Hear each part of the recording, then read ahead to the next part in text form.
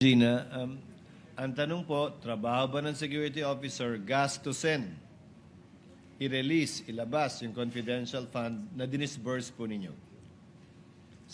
Kung oo po, saan sa joint circular nakalagay yun? Ano yun, sir?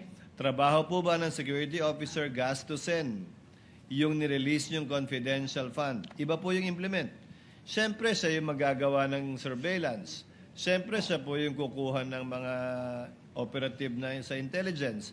Pero yung paggastos po, trabaho po ba ng security officer gastusin yung dinisburse ninyong confidential fund? Hindi po, Your Honor. Trabaho po yung ng disbursing officer, Your Honor. Pero, pag na-release ko na po ang pera sa kanya, Your Honor, pinareceive ko sa kanya, Your Honor, magbigay po siya sa akin ng utilization report, Your Honor. Yun po ang signed or evidence, Your Honor, na nagawa, na-implement na po niya, Your Honor, ang mga various confidential activities or operations, Your Honor, sa ground kasi siya po ang expert, Your Honor. So sa pananaw po ninyo, ang ginamit niyo pong salita, release. Yes, Yung Your pag-release po niyo ng pera kay Colonel Lachica, dapat i-liquidate na po niya yun? I-liquidate po niya, Your Honor, after po, matapos po ang pagpa-implement ng various confidential activities po sa ground, Your Honor. Kasi siya po ang eksperto, Your Honor. Pero siya po ang gumastos ng pera sa iba't ibang nakatanggap ng confidential fund. Tama po. Ano yun, Your Honor? Siya po ang gumastos ng pera at nag-abot ng pera sa iba't ibang pinagbigyan niya base sa intelligence at confidential operations niya. Tama po ba? Siya po, Your Honor, kasi siya po ang may alam kung paano po i-implement ang mga confidential operations activities, Your Honor. Kasi confidential po yun, Your Honor. Hindi po ba akong sang-ayon alam. sa joint circular, kayo dapat ang nagdi-disburse direkta sa beneficiary o recipient? Hindi naman po sinabi, Your Honor, na ako ang magpunta doon sa ground, Your Honor. Kasi wala po akong alam, Your Honor, kung ipapatupad. Wala po akong security, wala po akong access, Your Honor, sa tinatawag na national security information, Your Honor.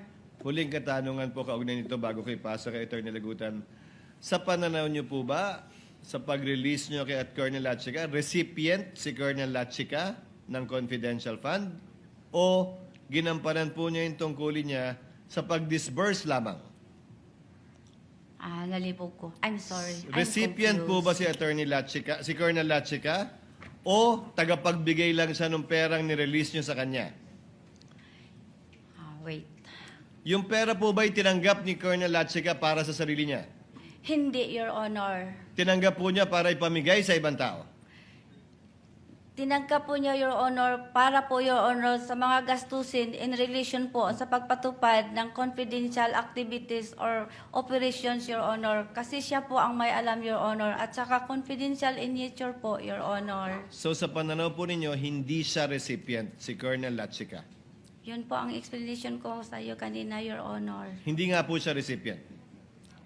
Dili, Your Honor. Okay. Dili is hindi. Now, you said, Attorney may I proceed, Lagutan? Your Honor? You said that you gave the 125 billion pesos to Colonel Lachica. Siya yung nag-disperse. Sabi mo kanina, una, kasi yun yung nakasulat sa Joint Circular 2015-01. And then, sabi mo, and that not only that, sinabi mo rin, kasi yun yung utos ng head of agency, si VP Inday Sara. Now, you were asked saan sa circular nakasulat na po pwedeng mag-disburse ng confidential funds.